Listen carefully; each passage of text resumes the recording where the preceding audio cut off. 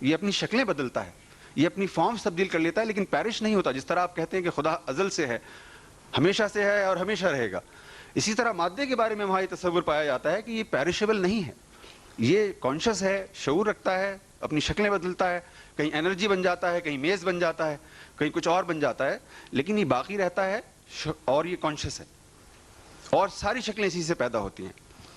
ایک مسئلہ تو یہ ہوا.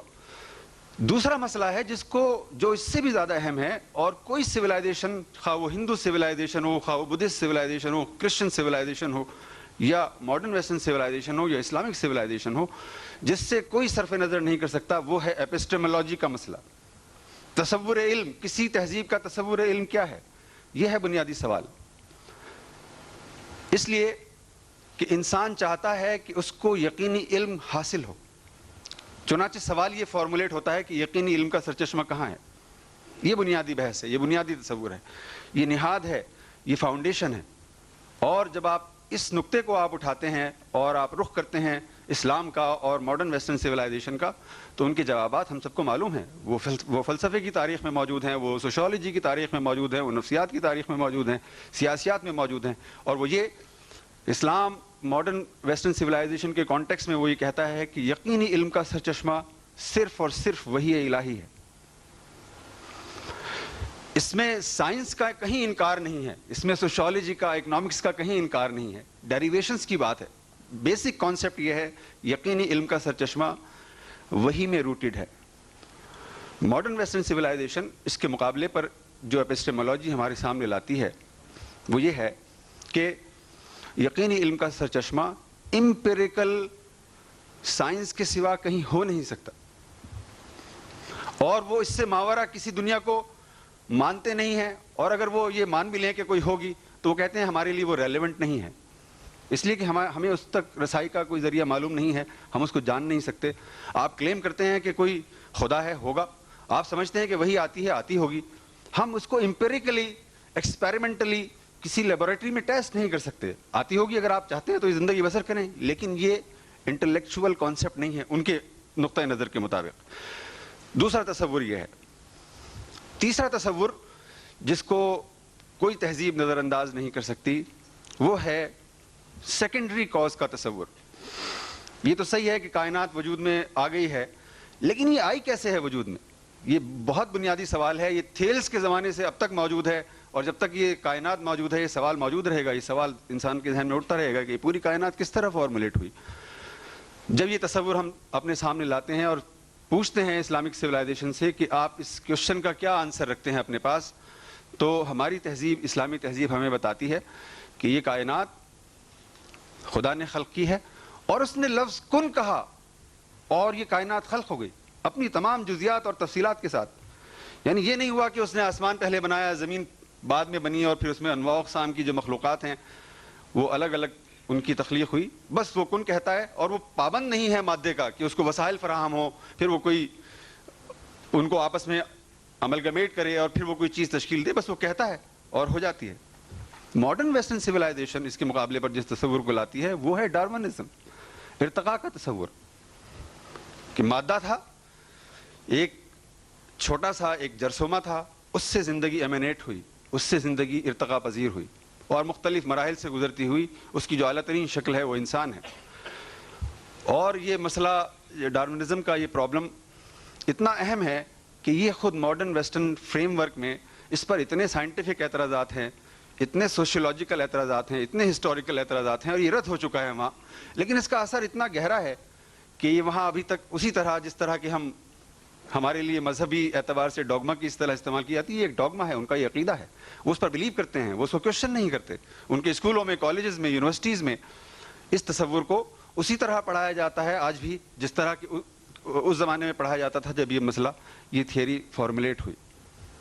تیسرا تصور یہ ہوا. چوتھا تصور جس کو کوئی دنیا کا انسان, خواہ وہ خدا کو مانتا ہو یا نہ مانتا ہو, خواہ وہ کسی مذہب کا قائل ہو یا نہ ہو, خواہ وہ کسی اخلاقیات کا ماننے والا ہو یا نہ ہو, نظر انداز نہیں کر سکتا, وہ یہ ہے جس کو آپ اصطلاحاً فائنل کاز کہہ سکتے ہیں. اور وہ یہ تصور ہے کہ آخر یہ جو پوری زندگی ہے ہماری, جو تک و تاز ہے زندگی کی, اس کے معنی کیا ہیں, آخر اس کا پیمانہ کیا ہے کہ میں یہ کہوں کہ میری زندگی کامیاب ہو گئی یا میری زندگی ناکام ہو گئی؟ اس کا کوئی اسکیل تو ہونا چاہیے جس کی بنیاد پر ہم یہ جان سکیں یقینی طور پر کہ ہماری زندگی کامیاب ہوئی یا ناکام ہوئی. اس پر جو تصور ماڈرن ویسٹرن سویلائزیشن کے فریم ورک سے ہمارے سامنے آتا ہے وہ ہے progress, the idea of progress. اور اس میں اسکیلز ہیں، ان کے اپنے اسکیلز ہیں. اس کی بنیاد پر دنیا کی تقسیم ہے، یہ فرسٹ ورلڈ ہے، یہ سیکنڈ ورلڈ ہے، یہ تھرڈ ورلڈ ہے، یہ فورتھ ورلڈ ہے. آپ کی پر کیپٹل انکم کیا ہے، آپ کا جی ڈی پی کتنا ہے، آپ کتنی انرجی کنزیوم کرتے ہیں پر پرسن کے اعتبار سے، یہ ان کا اسکیل ہے اور نافذ ہے اور پوری دنیا میں ریمپنٹ ہے اور آئیڈیلائز کیا جاتا ہے. اسلام اس کے مقابلے پر جس تصور کو ہمارے سامنے لاتا ہے وہ یہ ہے کہ اصل مسئلہ ہے نجات.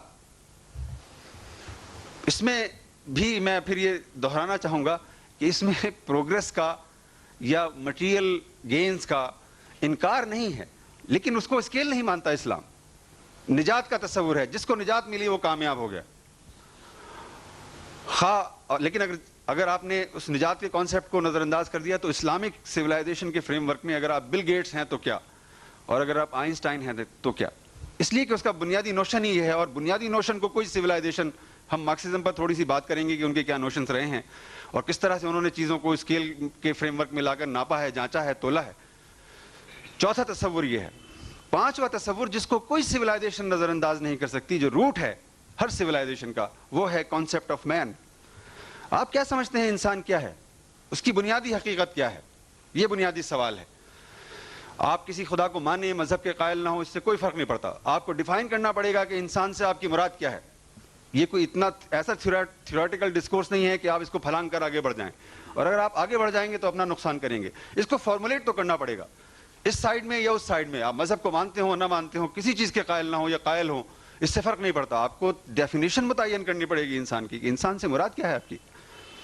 اور جب ہم ڈیفینیشن آف مین کی طرف جاتے ہیں تو ہمیں تمام مذہبی تہذیبیں اور ہماری تہذیب یہ بتاتی ہے کہ انسان مرکب ہے تین چیزوں کا: روح، نفس اور جسم. اور اس میں گورننگ پرنسپل، نفس کا گورننگ پرنسپل اسپرٹ ہے، روح ہے، اور جسم کا گورننگ پرنسپل نفس ہے. یہ ریلیشن شپ ہے، یہ ایک تین منزلہ عمارت ہے. ماڈرن ویسٹرن سویلائزیشن کے فریم ورک میں چاہے آپ جہاں سے بات شروع کرنا چاہیں، تھیل سے شروع کرنا چاہیں، نیٹشے تک آنا چاہیں، ڈیکارٹ پر بات کرنا چاہیں، اس کے بعد کہیں کسی آدمی کو تلاش کرنا چاہیں، آپ ہیگل کو آپ بیان کریں، اس کے یہاں انسان کا تصور یہ ہے کہ انسان ایک جسمانی وجود کے سوا کچھ نہیں ہے. جو کچھ ہے اسی فریم ورک میں ہے، اس سے باہر نہ نفس کا کوئی وجود ہے، اور اگر ہے بھی تو ہم اس پر ابھی بات کریں گے کہ اس کا کیا کانسیپٹ ہے. اور اسپرٹ تو ہم اس کو تو ریکگنائز ہی نہیں کرتے. یہ پانچواں تصور ہے. چھٹا تصور جس پر میں تھوڑی سی بات کرنا چاہوں گا وہ ہے نفس کا تصور. اس کا حوالہ، اس کا ریفرنس ابھی آیا ہماری گفتگو میں. ہمارے یہاں نفس کا جو تصور ہے اس کے مدارج کا تصور ہے. اس کے ساتھ نفس کے 7 مدارج بیان ہوئے ہیں اور اسپرٹ کے بھی 7 مدارج بیان ہوئے ہیں. اور ان مدارج کو نظر انداز کر کے آپ نفس کا کوئی تصور کم از کم اسلامک سویلائزیشن کے فریم ورک میں فارمولیٹ نہیں کر سکتے. نمبر 1، نفس کا پہلا درجہ ہے نفس امارہ. نفس کا دوسرا درجہ ہے نفس لوامہ. نفس کا تیسرا درجہ ہے نفس ملہمہ. چوتھا درجہ ہے نفس مطمئنہ. پانچواں درجہ ہے نفس راضیہ. چھٹا درجہ ہے نفس مرضیہ. اور 7واں درجہ ہے نفس مطلقہ، دی ایبسولوٹ سیلف. 7 درجے ہیں. اسپرٹ کے بھی 7 درجے ہیں، اور جسم کا جو تصور ملتا ہے اس میں بھی 7 درجے ہیں. اب میں تھوڑا سا، جتنا بھی میں ماڈرن سائیکالوجی کو جانتا ہوں، اس کے جو بڑے نام ہیں ماڈرن ویسٹرن فریم ورک میں جو لوگ آتے ہیں، فرائڈ کی آپ بات کریں، آپ ایڈلر کی بات کریں، جنگ کی بات کریں، یا ان کے جو شاگردوں کا ایک پورا طویل سلسلہ ہے آپ ان کی بات کریں، وہ انسانی نفس کو نفس امارہ سے آگے پہچانتے ہی نہیں ہیں. اور اگر بہت جاتے ہیں وہ نفس لوامہ